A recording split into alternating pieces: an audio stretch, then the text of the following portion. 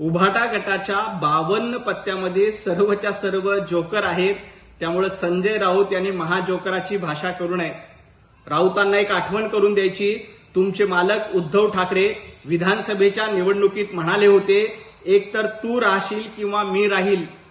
परंतु महाराष्ट्रातल्या जनतेनं उद्धव ठाकरे यांचा महाजोकर केला आणि त्यांना घरी बसवलं.